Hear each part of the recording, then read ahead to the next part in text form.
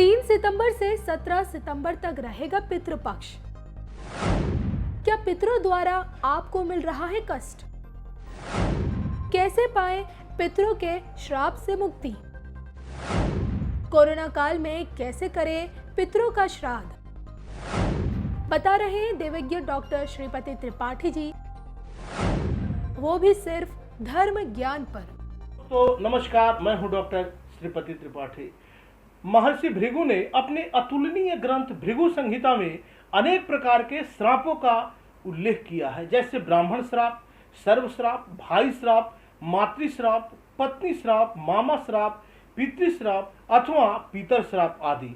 इन सभी श्रापों के कारण व्यक्ति को नाना प्रकार की समस्याओं का सामना करना पड़ता है, जिसके फलस्वरूप प्रगति में अवरोध, कार्यों में अड़चने, आर्थिक क्षति, संतान सुख में कमी एवं शत्रु हमेशा हावी होकर परेशान करते हैं या हमेशा शत्रु जो है वह हावी रहते हैं। जब पितरों के कर्मों का लोप होने लगता है, अर्थात जातक के द्वारा पितरों के श्राप आदि कर्म उचित व विधि पूर्वक नहीं किए जाते हैं, तो पितर प्रेत योनि में चले जाते हैं और जातक के वंश वृद्धि, धन वृद्धि, विकास, पद वृद्धि, प्रतिष्ठा आदि में कई प्रकार की बाधाएं उत्पन्न होने लगती हैं या बाधाएं आने लगती हैं। एक मास में 2 पक्ष होते हैं, कृष्ण पक्ष और शुक्ल पक्ष। एक पक्ष 15 दिन का होता है। आश्विन मास के कृष्ण पक्ष के 15 दिन की जो पक्ष है वह पितृपक्ष के नाम से प्रचलित है। इन 15 दिनों में लोग अपने पूर्वजों, अपने पितरों को जल देते हैं तथा उनकी मृत्यु होने पर या उनकी मृत्यु तिथि पर श्राद्ध करते हैं। पितरों का ऋण श्राद्धों के द्वारा ही उतारा जाता है। पितृ श्राद्ध या पितृपक्ष श्राद्धों के लिए निश्चित रूप से 15 तिथियों का कार्यकाल है। वर्ष के किसी महीना या किसी तिथि में स्वर्गवासी हुए पूर्वजों के लिए कृष्ण पक्ष की उसी तिथि को श्राद्ध किया जाता है। इस बाद श्राद्ध पक्ष जो है वह 3 सितंबर से शुरू हुआ है और 17 सितंबर तक रहेगा। किसी भी व्यक्ति को पितृदोष के कारण बाधाएं, प्रगति में गिरावट या संतान संबंधित कष्ट, मानसिक दशा में गिरावट, आर्थिक विपन्नता हो रही है, तो श्राद्ध पक्ष में उस जातक को पूरे विधि विधान से पितरों का श्राद्ध करना चाहिए और निश्चित रूप से तर्पण करना चाहिए। पितृपक्ष में तर्पण करने से पितरों के श्राप से निश्चित रूप से बचा जा सकता है। तर्पण जो विधि है, पीतल की थाली में विशुद्ध जो है जल भरकर उसमें थोड़े काले तिल व दूध डालकर अपने समक्ष रख लें एवं उसके आगे दूसरा जो खाली पात्र रखें। तर्पण करते समय दोनों हाथों के अंगूठे और तर्जनी के मध्य कुश को लेकर उसकी अंजलि बना लें, अर्थात दोनों हाथों को परस्पर मिलाकर उस मृत प्राणी का नाम लेकर त्रिप्यंताम कहते हुए अंजलि में भरे हुए जो जल है उसको दूसरे पात्र में छोड़ दें। एक एक व्यक्ति के लिए कम से कम 3-3 अंजलि तर्पण करना सर्वोत्तम होता है, उत्तम होता है। उत्तरी पराजय च विद्महे भैरवै च धीमहि तन्नो देवी प्रचोदयात्। इस मंत्र की 2 माला जाप करने के पश्चात पूजन स्थान पर रखे हुए जल के थोड़े भाग को आंखों में लगाएं, थोड़ा जल जो है घर में छिड़क दें और बचे हुए जल को पीपल के पेड़ में निश्चित रूप से अर्पित कर दें। ऐसा करने से घर से नकारात्मक ऊर्जा निकल जाएगी और घर की लगभग हर प्रकार की जो समस्या है आप उससे मुक्त हो जाएंगे और परेशानियां जो है वह कम होने लगेगी। क्योंकि यह जो पक्ष है, पितर पक्ष है, यह पितरों के लिए है, तो निश्चित रूप से यह उपाय करें और अपने जीवन में आप फर्क पाएं और पितरों की संतुष्टि से ही आपकी उन्नति है। तब तक के लिए दीजिए मुझे इजाज़त। मिलते हैं अगले वीडियोस में। नमस्कार। हमारे पूरे भारतवर्ष में 12 ज्योतिर्लिंग है। सभी ज्योतिर्लिंगों का छोड़ के मैं खाली बद्रीनाथ के उसमें आता हूँ। हिमालय तो केदार है, ऐसा स्कंद पुराण करते हैं कि उन 12 ज्योतिर्लिंगों में जो 11वां ज्योतिर्लिंग है वो केदार है। तो समस्या ये थी, अगर केदार ज्योतिर्लिंग है तो जहाँ भी ज्योतिर्लिंग है वो भगवान शिव जी के हैं। उन शिव जी के ज्योतिर्लिंग में भगवान नारायण कहाँ से टपक पड़े। और फिर लिखा वैकुंठो अष्टम साक्षात श्रेष्ठो बदरिकाश्रम। इन भू वैकुंठों में भी कोई वैकुंठ है तो बदरिकाश्रम है। उन्होंने केदार को नहीं बोला। ऐसा क्यों हुआ, उसका थोड़ा सा आपको हम वर्णन कर देते हैं। पहला तो ये है, ये भूमि भगवान शिव जी की थी और देवताओं की ये प्रार्थना हुई, हे नारायण, सतयुग में आपके दर्शन हुए तो चतुर्भुज रूप में हुए।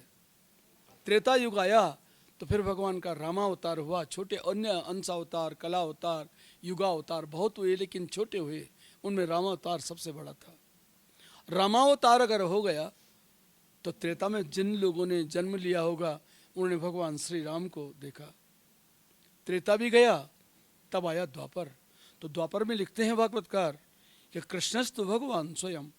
प्रथम स्कंद के दूसरे अध्याय में वर्णन आता है कि भगवान कृष्ण जो हुए वे संपूर्ण कलाओं से हुए, 16 कलाओं के साथ हुए, पूरे भगवान के पूर्ण अवतार थे। तो द्वापर में जितने भी उन्होंने काम किए होंगे उसके बारे में लिखते हैं। एक श्लोक श्रीमद् भागवत के 11वें स्कंद के 4थे अध्याय में आता है, जहाँ पे लिखा है नक्षत्रयाम कृतगाम चतुर्सप्त कृतो रामस्तो है गय कुलाप्य वर्गवग्नि सोब्दिम भवंत दशवक्र महंस लंकम सीतापतिर्जयति लोकमलग्न कीर्ति। मतलब सत्युग का अंत आया तो महाराज परशुराम जी ने पूरी पृथ्वी नक्षत्रयाम कर दी, बिना नक्षत्रों के कर दी, 21 बार उनका विध्वंस किया। इस प्रकार सत्युग गुजर गया। त्रेता आया तो भूमि लिखते हैं सुब्दिम भवंत, भगवान नारायण स्वयं जो रामावतार लेके आए थे, उन्होंने अवधि में समुद्र के ऊपर श्वेत बांधा, पलिपार गए और राक्षसों का विध्वंस करके रावण का विनाश कर दिया। उनकी अलगन निष्कपट कीर्ति आज भी फैली है। ऐसा आया त्रेता। अब आया द्वापर। तो भूमिर भरावतरणाय यदुस्वजन्म जातक करिष्यति शूरैरपि दुष्कराणि। देवताओं ने भी जिस कार्य को नहीं किया वो काम भगवान कृष्ण ने किया। ऐसा द्वापर आया।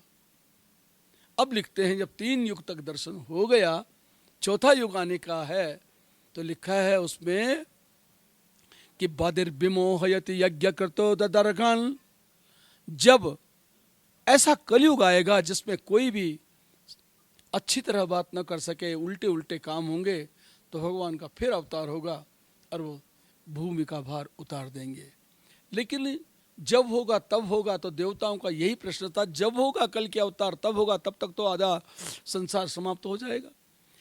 तो महाराज ऐसा करो, आपको कैसे बिलीव करेंगे लोग, कैसे विश्वास करेंगे कि भगवान थे भी या ये अवतार सही थे या गलत थे। उनकी बात को सुन करके भगवान यही सोचने लगे, ए देवताओं, समय आएगा मेरा भूमि पर अवतार होगा और वहां आप मेरे को देखोगे। तो सतयुग में जो पहला अवतार हुआ नर नारायण अवतार, परंपराओं गत में वो चौथा अवतार है, वही नर नारायण अवतार यहाँ आया तब के लिए। तो वो नर नारायण अवतार इस ढंग से था कि जितने भी अवतार आज तक हुए सब चले गए, लेकिन नर नारायण अवतार भगवान का जो हुआ वो आज भी है। योद्यापि चाष्टमुनि वर्ज्य सेवितांग्री, श्रीमद्भागवत के 11वें स्कंद के 4थे अध्याय में 10वें श्लोक में ये वर्णन आया, वे आज भी यहाँ पे निर्द्वंद होकर तप कर रहे हैं। लेकिन कैसे उन्होंने तप किया ये मैं आपको समझाना चाहता था। भूमि तो भगवान शिव जी की थी, तो वो कैसे यहाँ बस गए। उन्होंने देवताओं से कह भी दिया कि कलयुग में ऐसा धाम बनेगा जो साक्षात वैकुंठ होगा, उसका नाम बदरिकाश्रम होगा। देवता उनकी प्रतीक्षा यहाँ करने लगे और उधर भगवान नारायण ये सोच में पड़ गए कि किस ढंग से मैं इस भूमि को अपने पास बुलाऊं, कैसे रखूं। भूमि हमारी नहीं, ये तो भगवान शिव जी की है। अब शिव जी की भूमि में हम जबरदस्ती जाएंगे ये भी नहीं हो सकता, उनका नाम खराब हो जाए ये भी नहीं कर सकते। तब रास्ता था कि मैं तप करूं। गंगा जी के किनारे बैठ करके भगवान नारायण जो थे तप कर रहे थे, सोच रहे थे रात भर क्या होगा। क्या देखा, प्रभात जैसे ही हुआ, अर्ली मॉर्निंग जिसको बोलते हैं, अपने 3 बजे और 4 बजे का जो समय होता है, उस समय भगवान शंकर जी अपनी पत्नी के साथ स्नान के लिए आए।